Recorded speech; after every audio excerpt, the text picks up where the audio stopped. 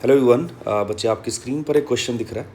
Question LC oscillation वाले chapter से ही है, टॉपिक से ही है, और टॉपिक है हमारा एलसी ऑसिलेशन।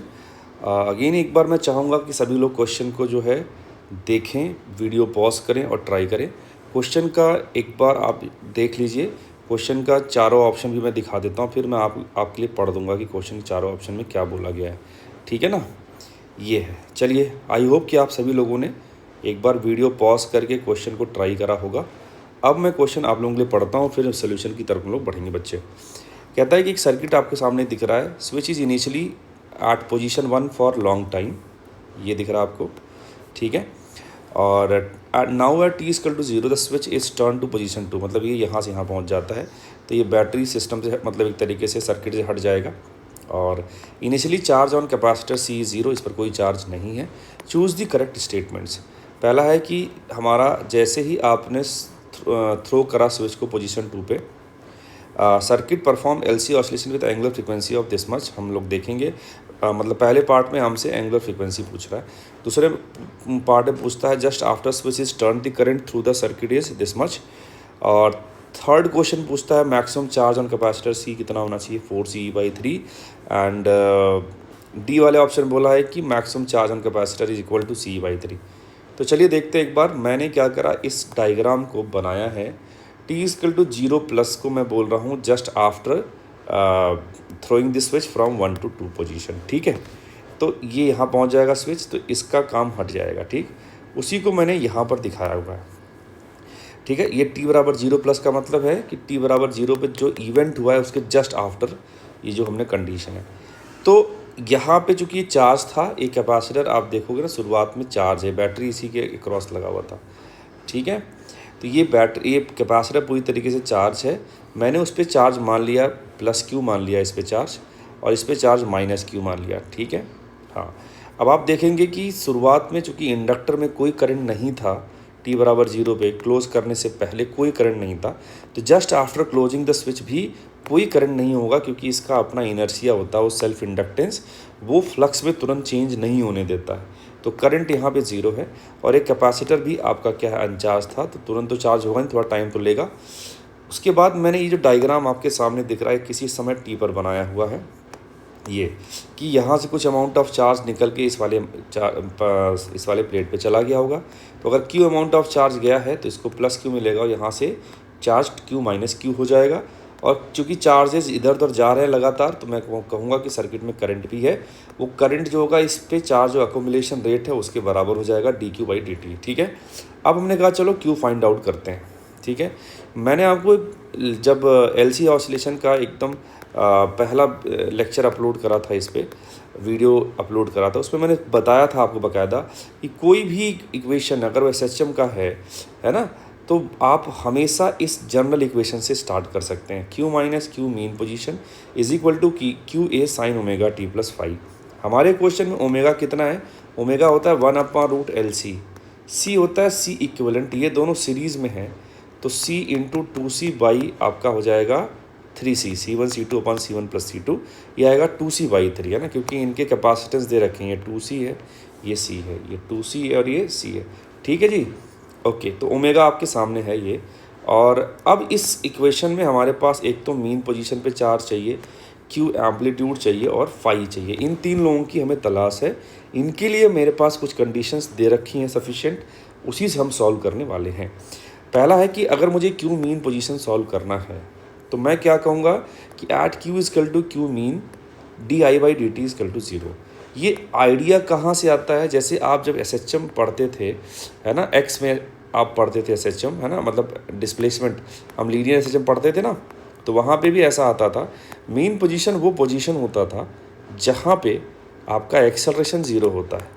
तो अगर x में SHM है तो x को एक बार डिफरेंशिएट करो तो वेलोसिटी, एक बार और डिफरेंशिएट करो तो एक्सेलरेशन आता है। वैसे ही q में अगर आप एक बार डिफरेंशिएट करोगे तो i मिलेगा, एक बार और डिफरेंशिएट करोगे तो di/dt मिलेगा। तो वहाँ पे a 0 करते थे, यहाँ पे di/dt 0 कर रहे हैं।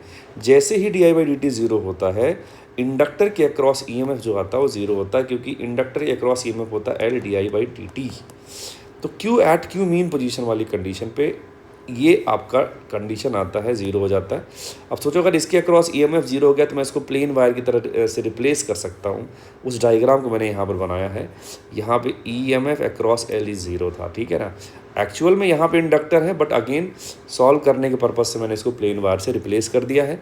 इसको रिप्लेस कर दिया तो अब यहाँ पे आप देखोगे KVL लगा दिया मैंने। KVL सिंपल है, इधर से चले गए, इसका बाद वाला उठाया, Q minus Q by 2C लिख दिया। फिर आप यहाँ पे इसका माइनस क्यू बाई सी लिख दिया, इक्वल टू ज़ीरो हो गया। सॉल्व करने में मेरे पास Q आया कैपिटल Q बाई 3, और ये जो Q है जो इस कंडीशन के करस्पॉन्डिंग आया है वही मीन पोजीशन है। मेरा मीन पोजीशन सॉल्व हो गया। अब मैं बढ़ता हूँ फाई को फाइंड आउट करने के लिए। T बराबर ज़ीरो पे चार्ज भी ज़ीरो है, T बराबर ज़ीरो पे करंट भी ज़ीरो है। T बराबर ज़ीरो पे मैंने इक्वेशन नंबर 1 जो लिखा था, जो इक्वेशन नंबर 1 था, इसमें T equal to zero put करिए और Q को ज़ीरो रखिए, तो ये ज़ीरो हो जाएगा, ये आएगा और यहाँ पे साइन फाई बचेगा। मैंने एग्जैक्टली वही चीज़ यहाँ पे लिखा हुआ है। Q मीन ऑलरेडी कैलकुलेट कर लिया था, तो यहाँ से हमारे पास आया QA sine phi equal to minus Q by 3। आपको बताइए एम्पलीट्यूड होता हमेशा पॉजिटिव है, तो साइन फाई यहाँ पे क्या होना चाहिए, नेगेटिव होना चाहिए, क्योंकि यहाँ पे नेगेटिव लग रहा था।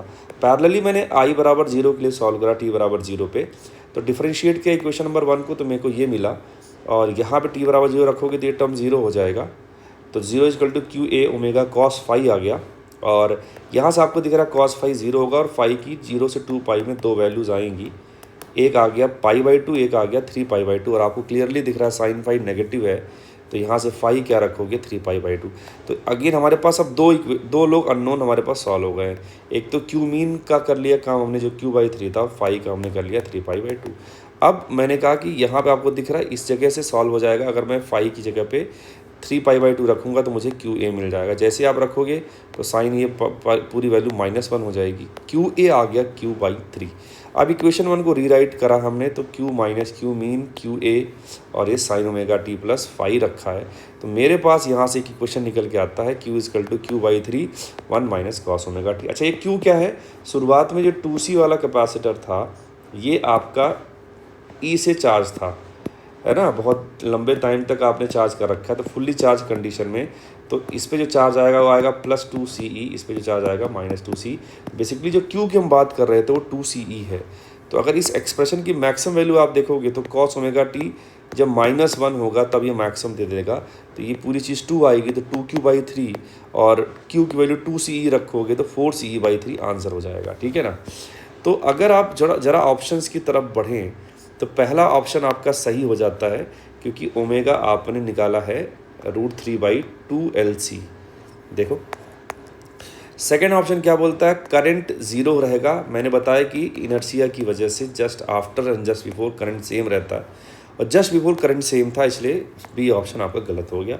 सी ऑप्शन अगेन सही है, तो डी ऑप्शन गलत हो जाएगा। तो इसके करेक्ट आंसर्स क्या क्या हो जाएंगे अगर देखा जाए, एक तो आपका ए हो जाएगा, एक तो आपका सी हो जाएगा, ठीक है जी। अब इसका एक मेथड नंबर 2 भी है क्यू मैक्स कैलकुलेशन के लिए। तो मैंने कहा कि क्यू मैक्स ये बहुत आसान मेथड है, तो सर आपने इसी को क्यों नहीं बताया, क्योंकि अगेन बेटा मैं बेसिक्स से ज़रूर चलना चाहता हूँ कि आप पता तो रहे कि कैसे करना है, क्योंकि हर बार वो क्यू मैक्स की बात करें ज़रूरी नहीं है। क्यू एट एनी टाइम आपको पता करना हो तो आप इस तरीके से चलेंगे, कभी गलती नहीं होगा, ठीक है। आइए मेथड नंबर 2 में क्यू मैक्स निकालते हैं। आपको पता है कि जब क्यू मैक्स आपको निकालना है तो क्यू मैक्स में dQ/dt क्या होगा, 0, क्योंकि किसी भी क्वांटिटी को मैक्सिमाइज़ करना है तो मैक्सिमा या मिनिमा की कंडीशन होती है। dQ/dt 0 का मतलब है करंट 0 हो गया। इसका मतलब है कि इंडक्टर में जो एनर्जी है ½ Li² वो 0 हो गई। तो जो U टोटल आप लिखोगे वो पूरा कैपेसिटर में जाएगा। आपने देखा था किसी टाइम पर जो 2C वाला कैपेसिटर था उसमें Q माइनस Q चार्ज था, इस पे चार्ज Q था, तो वो एनर्जी लिख दिया Q²/2C से, ठीक है। इसको सॉल्व करा। अच्छा, टोटल एनर्जी शुरुआत में जो थी वो आपका सिर्फ एक कैपेसिटर जो 2C वाला था वही चार्ज था, तो टोटल एनर्जी कंजर्व रहता है ना, तो यहाँ से Q²/2 × 2C लिख दिया। वॉल्व किया, एग्जैक्टली मेरे पास आंसर वही आ गया कि Q की जो मैक्सिमम वैल्यू यहाँ पे आई है, Q की जो मैक्सिमम वैल्यू आई है यहाँ पे वो आ गया अभी 2Q/3 आ गया। अगेन Q की वैल्यू 2CE था, तो ये आंसर हमारे पास आ जाएगा 4CE/3, ठीक है। तो आई होप ये पूरा एनालिसिस आपको समझ में आया होगा। तो मिलते हैं नेक्स्ट वीडियो में, तब तक के लिए बाय बाय, सी यू, जय हिंद।